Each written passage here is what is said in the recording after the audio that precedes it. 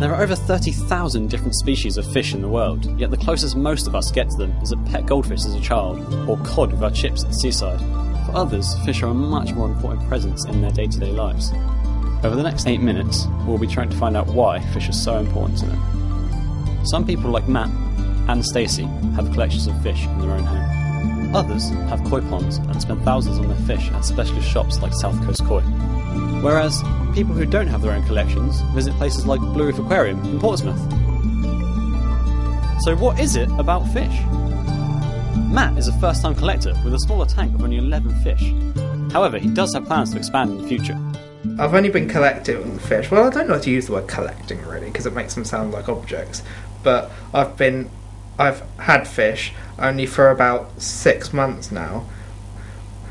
When I was younger, my parents used to never let me have fish. I don't know why, because I suppose it was because of all the electrics and everything. And my sister was allowed guinea pigs, but I wasn't allowed fish. But I've always had a certain interest in them. They're from another world, really, aren't they? They live in another world. It's the fact that they can live in water and look out on us, and we can live on land and look in on them. I know it sounds like a really juvenile answer. I just think it's the difference. The contrast between the two worlds is particularly fascinating because they do everything so different to what not just what humans do, what dogs do, what cats do. You can sort of have them as a collection. You can sort of keep getting them, and you can sort of collect them. But there's no reason they have to become items. They can become companions. They have become companions. The last fish I brought, I went to them and I said, can I have one of those please? And they just got any random one out, and I said, I must have come across as such a fussy idiot because I said, no, I don't want that one. That one, please. Like that.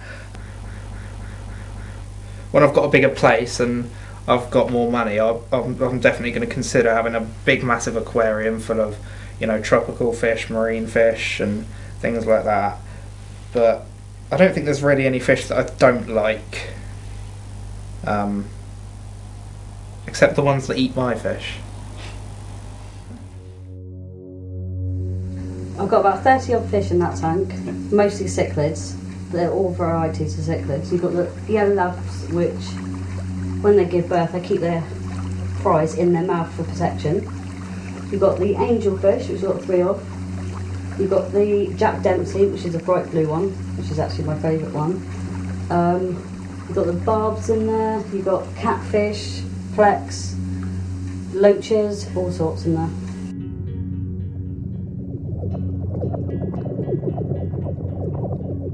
They've got cichlid food, which are little balls, which I do put in for them. You've got the flake food, and I also give them frozen food, and occasionally squid, mussels, prawns. They'll eat almost anything. They'll even eat fruit. So quite a variety you can feed them. So you ever get stuck or caught short, just raid your fridge. They'll eat almost anything. I mean, once we've moved, we are getting more tanks. And if we get our own room, like a spare room, we are going to hopefully make it like a fish room and put a sofa in it so it's a relaxation room. It'd be brilliant. They're just so interesting and fascinating. Just sit there and watch how they work in the tank, and who's the top one and who's the bottom one. They have got like a rank, which is quite interesting to watch as well. It's quite funny, especially at feeding time. It's quite amusing. While people like Stacey keep fish in tanks, some fish require outdoor ponds, such as koi carp. Will is a collector and works at South Coast Koi. They're quite an elegant pet. You've got 2 types of koi keepers. You've got your garden pond keepers, which want to keep your average fish and have 20 fish swimming around in a puddle. And then you have your advanced koi keepers, which want to put them into worldwide competitions. They take it to a next level when you're looking at really big, expensive koi carp, talking thousands of pounds for some of these fish. The most expensive we've just sold was about £3,500, and it was 70 centimetres long. Still relatively low price. I mean, out in Japan we saw some of them going for about £120,000 each, and they're about 40 centimetres, so that's a big end of the market compared to your little fish back over here.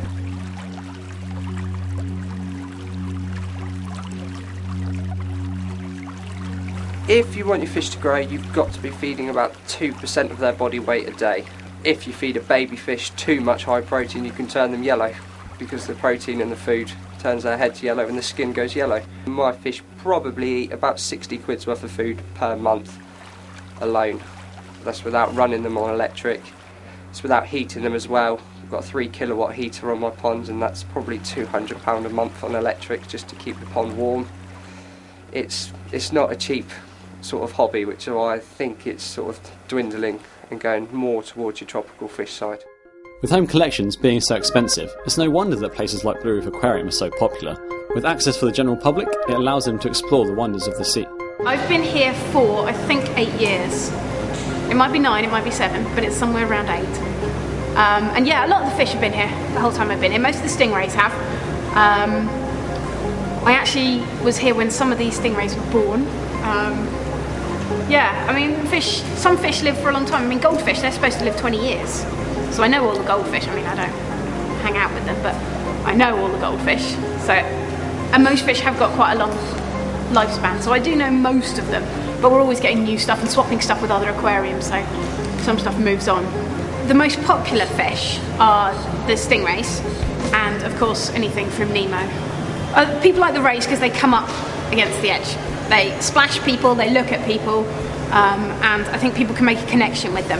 That's key. That's why people like the ones from Nemo, because they've seen them with a personality. And people who don't see fish every day like we do don't see that they've all got personalities anyway. Some people, I think, honestly come here just to kind of gawp at them.